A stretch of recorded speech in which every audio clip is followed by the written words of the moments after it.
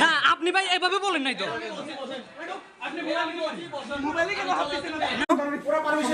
রিফাত ভাই আপনি মোবাইলে হাত দিছেন কেন? দেখছেন স্যার এটা আরে কি রে কি ছিলি না এখন হাত দিছেন ভাই, এটা ভিডিও করতেছে দাঁড়া, আমি এক মিনিট কথা বলবো। আর থেকে অনুমতি নিচ্ছি, এরপরে যে ঢুকে গেছে কেউ তো আর কথা বলবে না। এই অনুমতি নিয়ে কিছুদিন সবাই ঢুকছে। এরপর তোমরা দেখাচ্ছো ডাইন দিকে সাংবাদিক আছে, এরপরে তো তোমরা হয়েছে এরপর তো সবাই ঢুকছে। বিষয়টা খারাপ হলো। তোমাকে আমি দেখে বললাম আস, পরে দেখলাম অনেকে আস, এরপরে তোমার বক্তব্যের দিকে তোমার দিকে তো আমি খেয়াল করে তোমার দিকে খেয়াল করো। তোমার বক্তব্যটা তো অনেক সময় লাগে একটা বক্তব্য বক্তব্য দেওয়ার পরে আমার কথা বলার একটা পালা ছিল। এমন সময় আমি কথা শুরু করবো, তুমি বলতো স্যার তারা কেন, আমি কি করবো? তোমরা যে নিজেরা এইভাবে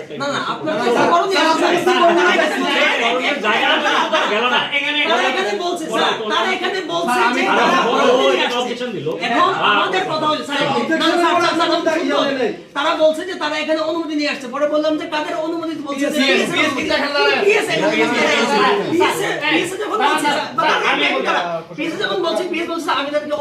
সাথে একটু কথা ছিল। আমি তাহলে আমরা চলে যাব স্যার তোমাদের কথাই শুনতে চাইছি।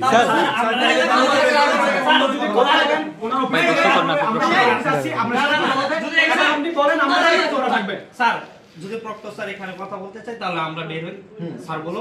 আর যদি আমাদেরকে সময় দেন তাহলে স্যার আমরা কথা স্যার আপনি হচ্ছেন বিশ্ববিদ্যালয়ের প্রক্টর, বিশ্ববিদ্যালয়ের সকল শিক্ষার্থী নিরাপত্তা দেওয়ার দায়িত্বে আছেন। তো আমি খবর পাইলাম যে এই ট্রেজারার দপ্তরে একটা ঝামেলা হচ্ছে। আমি আসার পর দেখলাম যে এই সাংবাদিকের সে ওইখানে বসে ভিডিও করতেছিল, তার কলার ধরে তাকে তুলে ফেলতেছে, যে সে এখানে কেন আসছে সে ভিডিও করতেছে কলার ধরে। আমি এটা ছুটাইলাম, ছুটানোর পর এই ছেলেটা ভিডিও করতেছিল, তার হাত থেকে মোবাইল কেড়ে নিচ্ছে যে কেন ভিডিও করতেছে। প্রায় 5 মিনিটের মতো জোরাজুরি করার পর তারপর মোবাইলটা দিছে।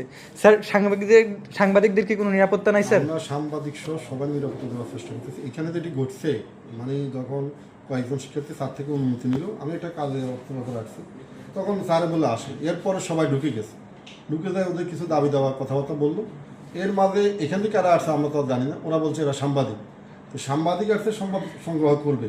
আমরা বুঝতে চাচ্ছি তো এখানে অনুমতি দিয়েছেন স্যার 2 জনকে, কিন্তু এরপরে তো 20-25 জন ঢুকে গেছে। আমরা আমাদের জানার পরে যারা উপস্থিত ছিল সবাইকে বলছি ওদেরকেও সরানোর চেষ্টা করছি। এদেরকে ওদের বক্তব্য হলো একটা, যে আমরা যখন কথা বলবো সাংবাদিক থাকতে পারবে না, এটা ওদের বক্তব্য, এই কথাটা বলবো। স্যার আমাদের তো মোবাইল কেটে দিচ্ছে স্যার। ওকে, আপনাকে ভিডিও দেওয়া হলে আপনি কি করবেন?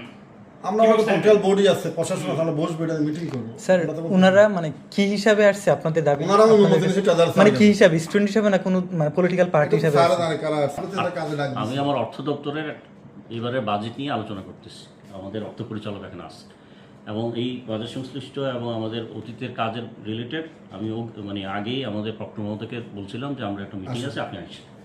আমি এবং আমার অর্থ পরিচালক মহোদয় আমরা একসাথে কাজ করতেছি, আমাদের প্রক্টর মহোদয় আসলেন, এসে আমরা আমাদের কাজ করতেছি। এমন সময় দেখলাম দরজা খুলে 2 জন স্টুডেন্ট আসছে, ঢুকতেছে, বললো স্যার আসবো, বললাম আসো। পরে দেখলাম যে 2 জনের সাথে সাথেই সবাই চলে আসছে।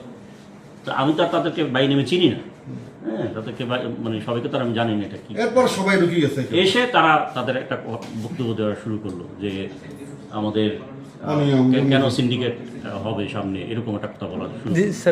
সিন্ডিকেট কেন হবে এরকম বলা শুরু করছে। এমন সময় তারা তাদের কথা বলার পরে আমরা কথা বলবো, তারপর দেখলাম যে এদের মধ্যে থেকেই এখানে একটা হট্টগোল